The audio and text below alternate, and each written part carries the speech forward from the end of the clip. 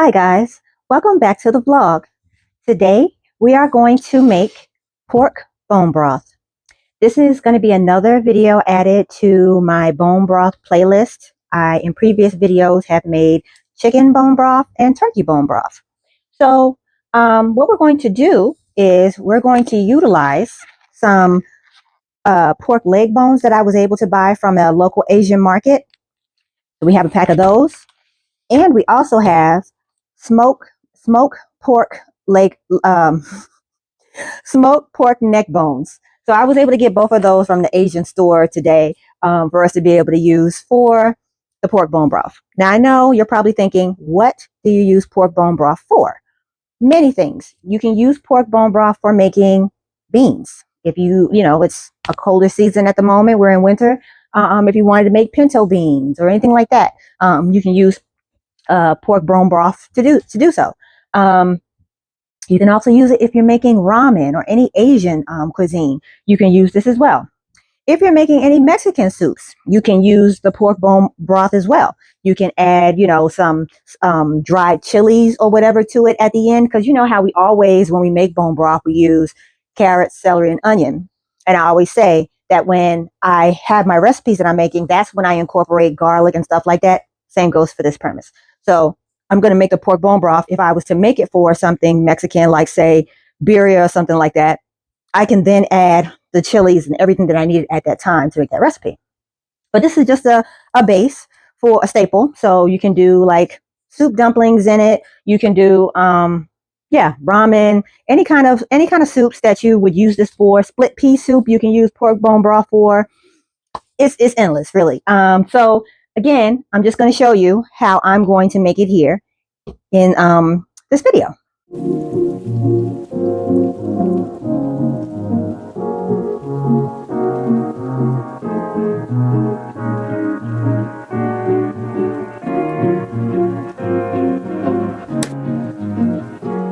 Here, welcome to Everyday Comfort. I have been on a journey of losing weight. I've lost 32 pounds within the last year. I've lowered my A1C and I've gotten out of the diabetic range. I've been able to normalize my thyroid, and it's a work in progress, balancing hormones and working on gut health. I've done it by way of sourdough, hydroponics, and healthy staples such as bone broths. Bone broths is good for your hair, your skin, your nails, and your gut lining. So welcome if you are new to our channel. And for those of you who have just been around for the journey, welcome back. So what we're going to do is a little bit different than what we do for our chicken and turkey bone broths. We would take the bones. I think I use chicken backs and chicken feet. And what I would do is I would put it on a sheet pan, toss it in some olive oil, salt and pepper, and roast it in the oven. That is one technique to use for bone broths. But what you do that I have noticed in pork bone broth, at least in Asian recipes, they boil the pork first. So you boil the pork to get the scum off, and it takes out impurities. You want to bring it to a boil for about 10 minutes. And then after you bring it to a boil, then you're able to put it in the crock pot to go along with the process. The bone broth is going to take 4 to 6 hours to process. We're going to set the first hour on high, like we've done before, and then the rest of the time will be on low. When we set it on the warm setting on here, it's the equivalent of 180 degrees, which is what you would need consistently to be able to produce the broth. So keeping it at 180 degrees is what allows it not to boil. We're only putting it on high for that first hour to bring it up to temperature. And then if you boil your bone broth, it kills the collagen, and that's what you want. You want a gelatinous broth, and that's what helps the gut lining and all that. So that's what you want to have. So in order for us to achieve that, again, we want to keep it on warm for about 5 hours after that first hour of setting it on high. So what I'm going to do here is I'm going to take out half of the pack of these bones. Check out these bones, you guys. Looks like kneecaps. But we're going to do half of those that I'm going to put in the pot, cover it up with some water, set it on the stove, bring it up to a boil, like I said, for about 10 minutes. And I'll walk you through that process to take off the scum, and then we'll be ready to put it in the crock pot. What I'm going to do for the smoked pork, however, is I'm going to go ahead and put that, because it's already been cooked with the smoke process and everything. So I'm going to put that portion in here already, and I'm going to add some port and some water. And what the port is going to do is going to acidify the water, which is going to draw out the marrow from the neck bones. And then that will be ready when we put in the other bones to make our bone broth. I know it's a lot. I'm giving you a lot, but I'm going to walk you step by step. We're going to walk through this. So let's get started with putting the bones in the pot. So what we have here is my pot, and I separated out some bones that I'm going to put in here.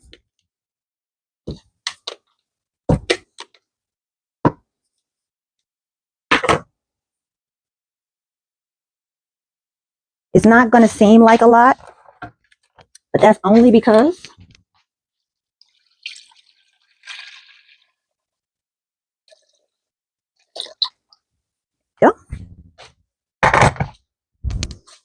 my slow cooker is only a 4-quart. It's not a 6 or an 8-quart. So I got to be careful, excuse me, size wise, how much I actually put in this thing, because I actually want some broth out of it if I fill it up too much. You know what I mean? So just be careful when you're, putting that together.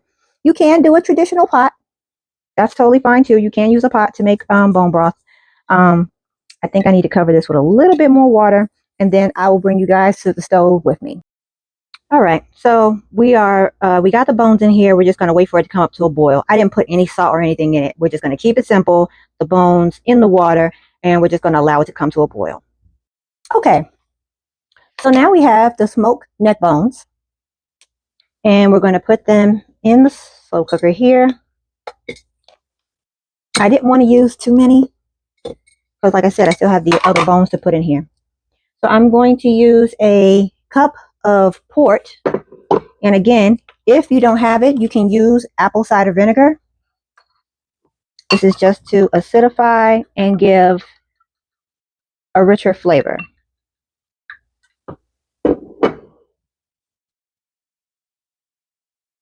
If you don't have port, you can use Madeira, you can use vermouth, any of those fortified wines. And then I'm going to add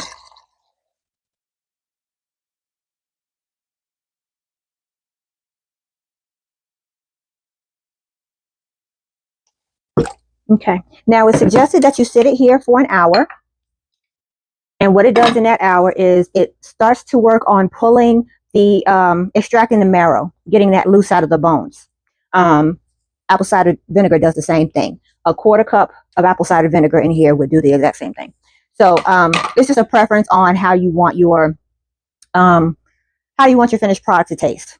Do you want the tang of that? If I was using it for, like just general, if I wasn't going to use it for like Asian dishes and certain things where I'm expecting a certain type of flavor out of it, I would use apple cider vinegar. But again, as your kitchen, your rules for your home, however you feel comfortable. But yeah, so we're going to leave this here to do that extracting process.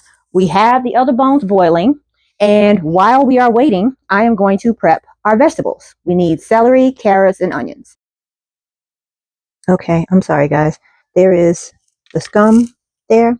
I don't think that's called scum. I think it's called something else. Anyway, I'm going to have to skim all of this off. Okay. And then I have to rinse the bones to, or should I just pour the whole thing out and do a rinse over? I think I got to skim this first, and then I will, rinse these off and put them in the crock pot. But this is all of the impurities sitting up here from the boiled bones, as you can see. Now we have the bones cleaned off, scum free, whatever they call that thing. And I am going to add these bones into this liquid that we have with the port and the, yeah.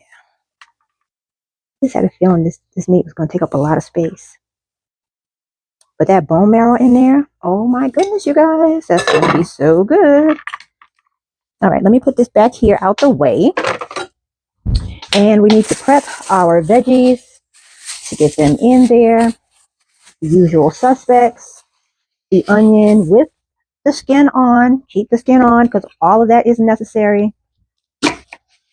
I'm not going to go too crazy and do too much of this. Okay, we got it in fours for the sake of space and to yet still have, oops, the flavor in there. Okay, so we got the onion. Great, wonderful. Next, what's this? I don't know how they even sealed these carrots. Okay, let me just get in here, fish it out. I am so excited about how this is going to taste and everything I'm going to use it for. I'm really excited because I bought some soup dumplings just to be able to use for that.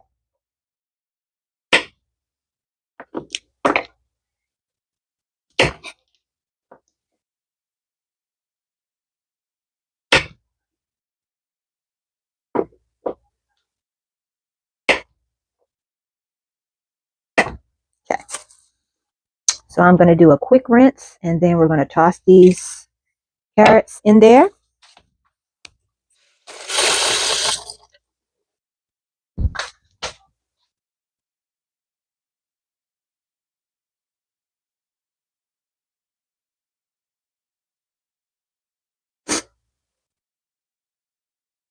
Okay. All right, and then celery.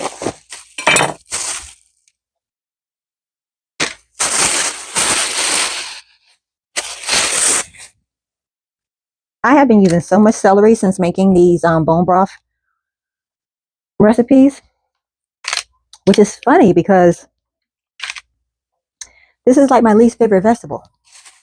I don't really like it, but I know the importance of having the flavor in stuff. Like I notice the pocket that's there that's vacant when you don't use this. I don't know what is a good substitution. If you know, put it down below. What's a good substitution for celery? If you're gonna say celery seed or celery salt, I understand. It's still the same celery flavor. So if that's the case, fine. But I'm wondering if there's another vegetable that you can use in the place of celery. Let me know down below.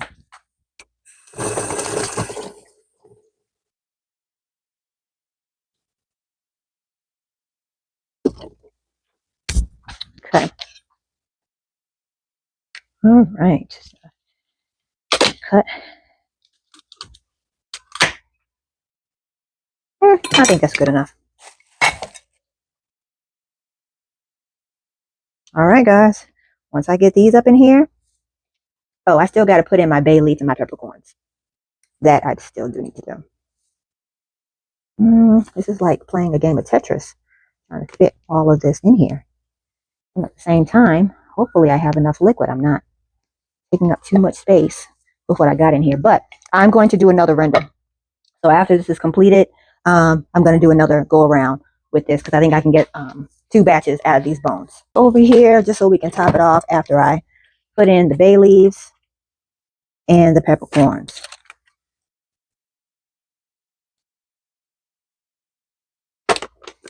All right.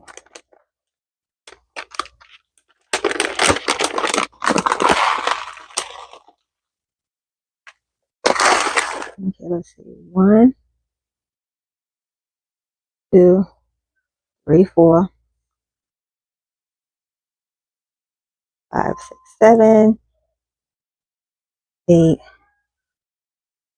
9, 10. All right, 10 peppercorns.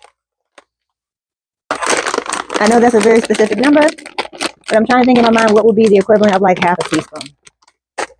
All right, so that's it. We've gotten everything in here. Oh, let me top off the water like I said. And you guys, this is going to be some flavor rich.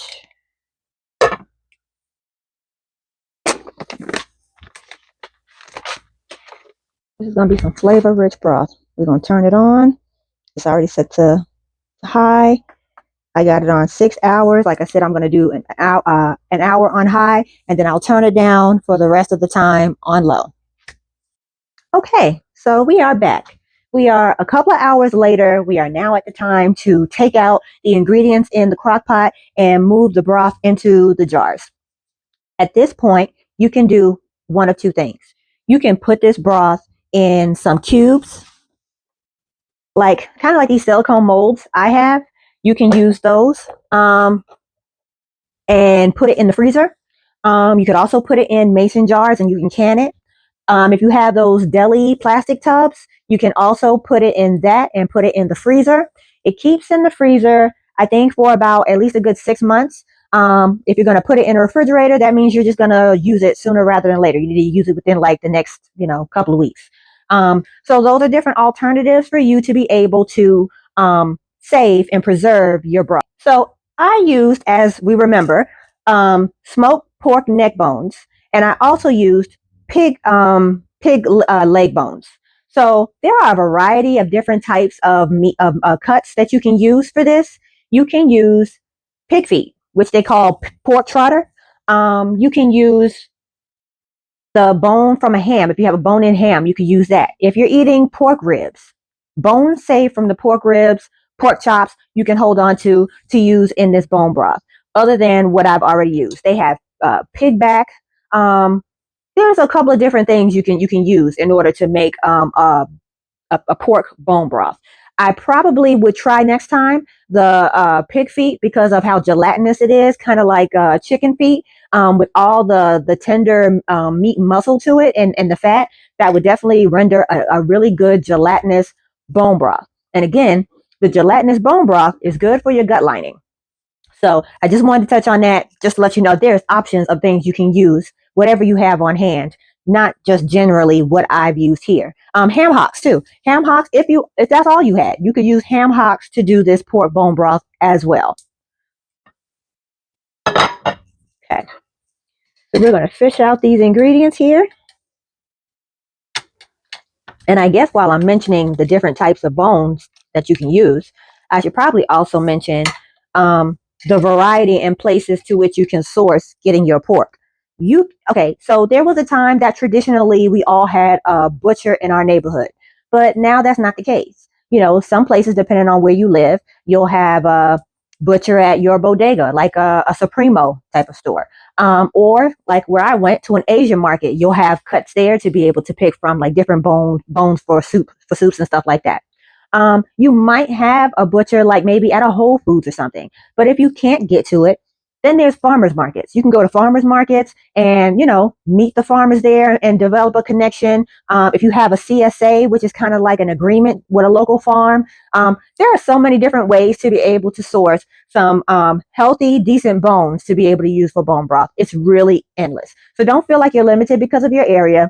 You just might need to get some community. There's plenty of Facebook groups that does this kind of thing, as well as YouTube. Hi. And different social media. So if where there's a will, there's a way. Okay.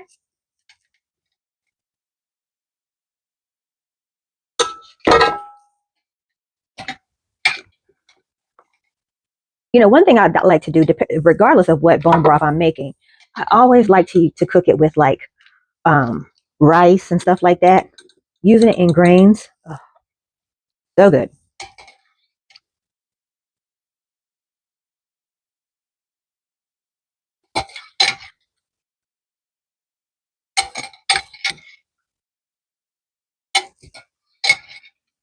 Okay, I think that's the last of that.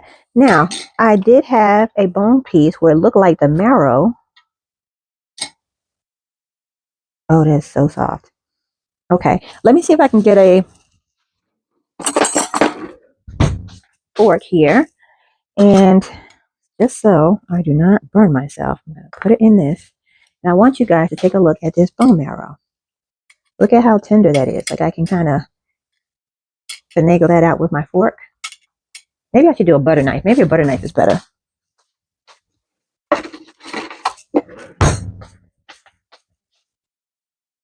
Look at that. That's all bone marrow coming out of there.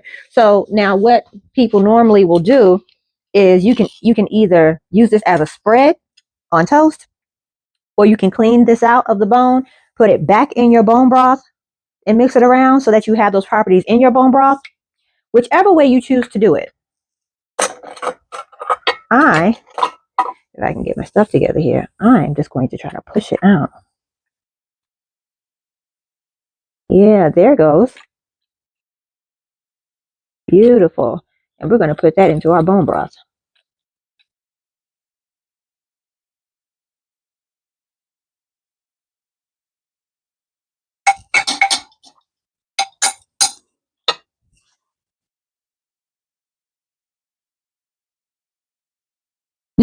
Look at that. So I'm going to do that with the rest of the bones to be able to really get that involved. Now, I've seen people take like a scoop of the bone broth and pour it in like a blender and then put the bone marrow in there and blend it up and then incorporate it back in. Your preference, what you choose to do.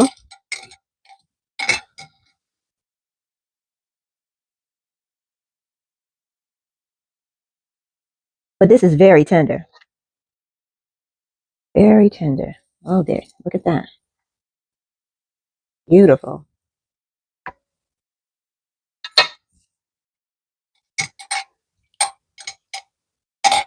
Okay, so we scooped everything out of there. So now, when I come to put the bone broth in here, I have a bit of a strainer that's over.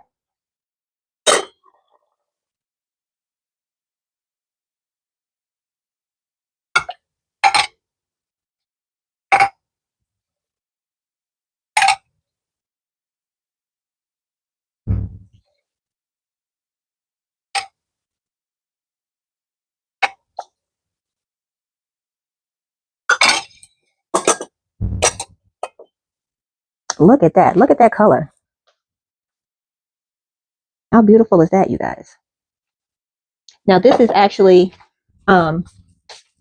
additional because what I got out of the first render was this. Isn't that beautiful?